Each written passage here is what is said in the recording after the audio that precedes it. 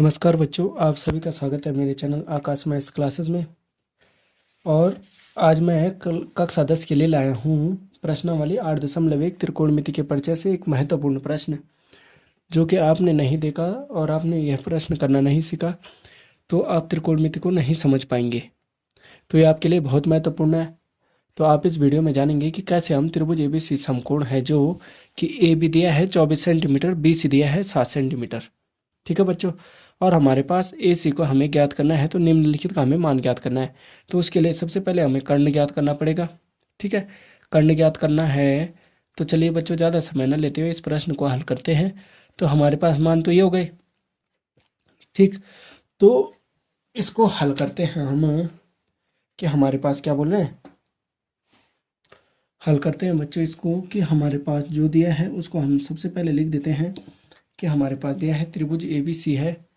ठीक, त्रिभुज A B C है, जिसमें कि बी हमारा क्या है, बी बराबर है समकोण।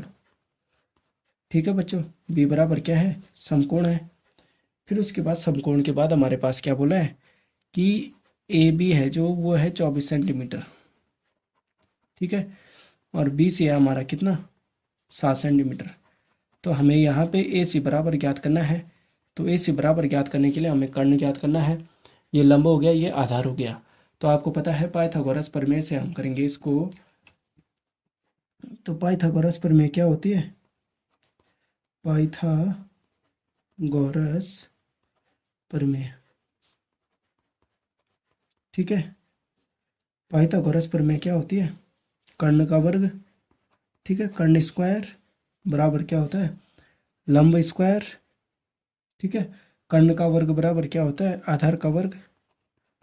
ठीक, और लंब का वर्ग। ठीक, तो ये तो हमारा आधार हो गया इसके प्रश्न के इसके अनुसार। ठीक है, अब स्थिति के अनुसार हमारा ये बदलता रहेगा। ये हो गया हमारा लंब,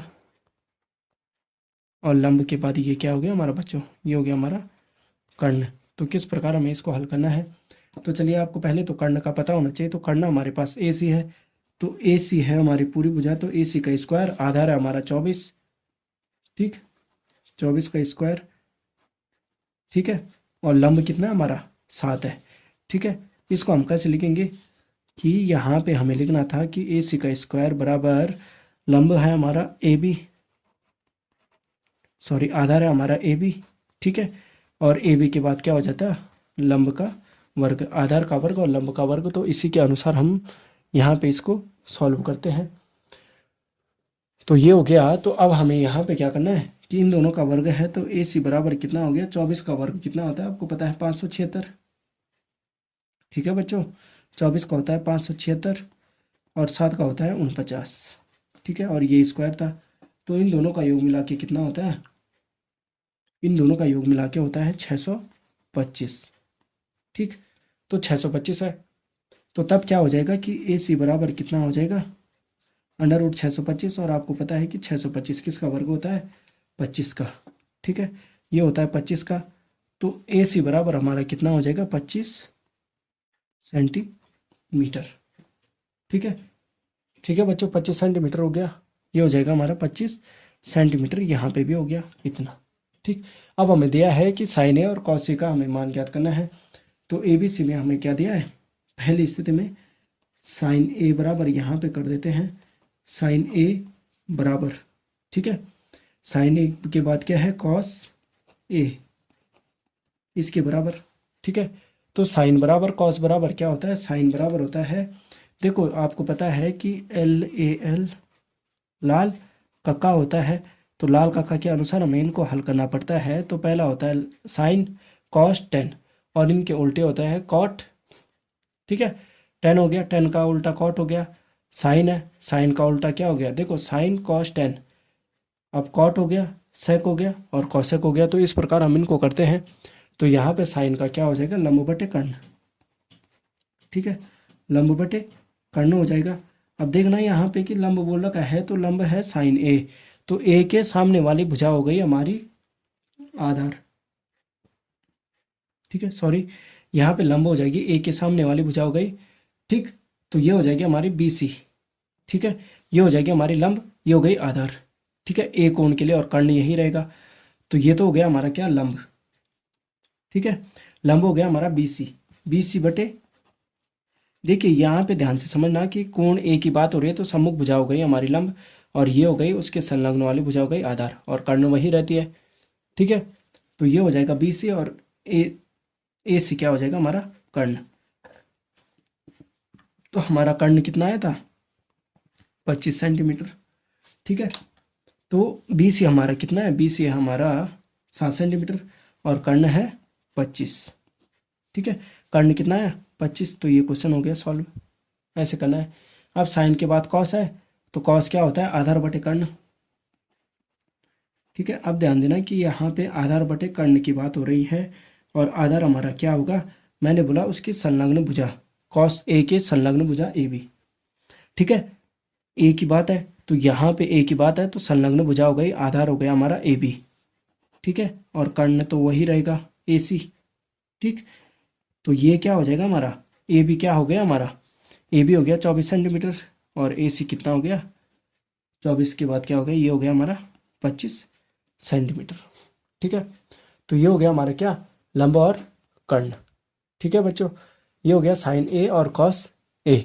अब चलिए दूसरा चलते हैं, साइन सी और कॉस सी को लेके, कि दूसरी स्थिति में क्या है, साइन सी बराबर ज्ञात करना है और कॉस सी बराबर हमें यहाँ पे वैल्यू ज्ञात करनी है। तो आपको पता है कि साइन सी है तो साइन बराबर क्या होता है, लंब बटे कर्ण। ठीक है, लंब बटे कर्ण, तो सी की सम्मुख भुजा हो गई। ठीक है, अब लंब बटे कर्ण है तो ये हो जाएगा हमारा, वही रहेगा कि लंब बटे कर्ण है, बस भुजाओं का मान बदलेगा, लंब बटे कर्ण। ठीक है, और कॉस का मान आपको पता है आधार बटे कर्ण, आधार बटे कर्ण हो जाएगा। ठीक है, आधार बटे कर्ण हो जाएगा।